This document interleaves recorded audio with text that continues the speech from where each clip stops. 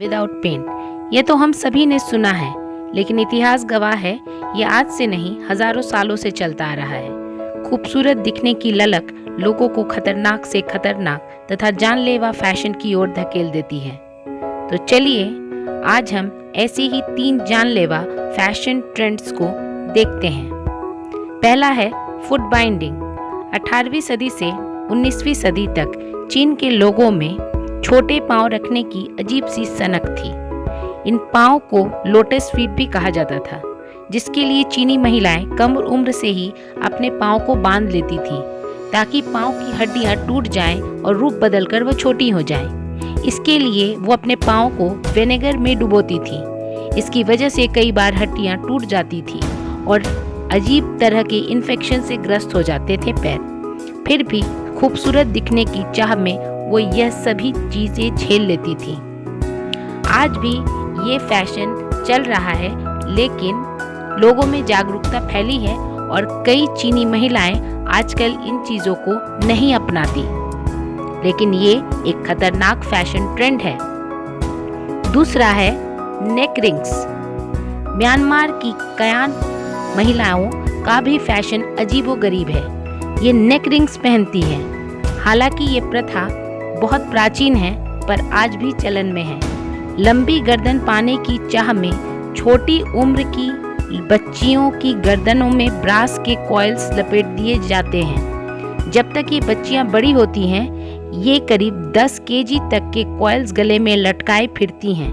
ये coils clavicle को नीचे धकेलती हैं ताकि एक लंबी गर्दन का भ्रम मिल सके। इससे गर्दन की मांसपेशियां बुरी तरह प्रभावित होती हैं तथा बढ़ती उम्र में हालत बद से बदतर हो जाती है।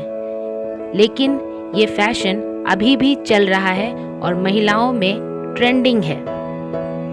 अब जो नेक्स्ट फैशन है, ये है जापान से। ये एक अजीबोगरीब फैशन है। वैसे जापान में काला रंग हमेशा से खूबसूरती का प्रतीक माना जाता है, तो बस फिर क्या था, महिलाओं ने अपने दांतों को ही काले करवाने शुरू कर दिए। इसे कहते हैं ओहागुरु।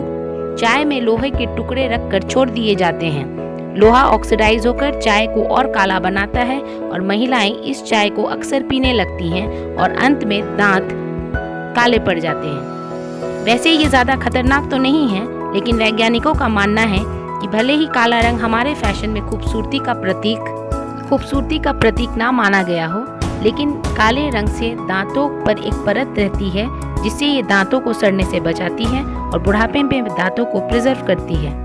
इससे इनकार नहीं किया जा सकता कि अत्यधिक मात्रा में चाय के साथ लोहा शरीर पर क्या बुरा असर डालेगा, लेकिन फिर भी ये भी काफी ट्रेंडिंग फैशन रहा है। अब आपको लगता होगा कि सिर्फ महिलाएं फैशन करती हैं, ऐसा नहीं है। पुरुषों में भी अजीबोगरीब फैशन रहा था। पहला हमारे सामने है स्ट्रिप्ड कॉलर। ये कॉलर इतना हार्ड हुआ करता था कि गर्दन की नसें काट देता था। यहाँ तक कि लोग चलते चलते रास्तों पर गिर पड़ते थे।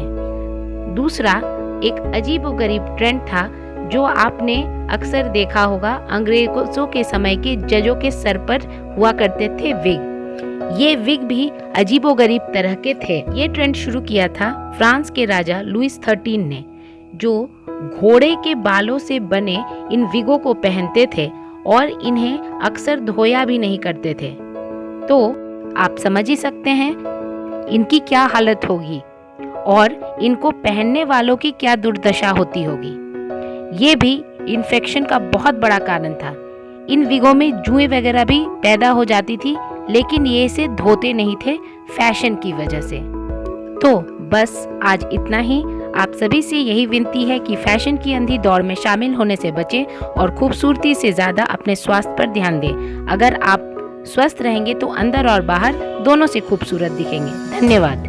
और हाँ, अगर आपके पास भी कोई अजीबोगरीब फैशन ट्रेंड है तो यहाँ पे ज़रूर कमेंट करिए और हमें बताएं कि ऐसा क्या है जो हम नहीं जानते।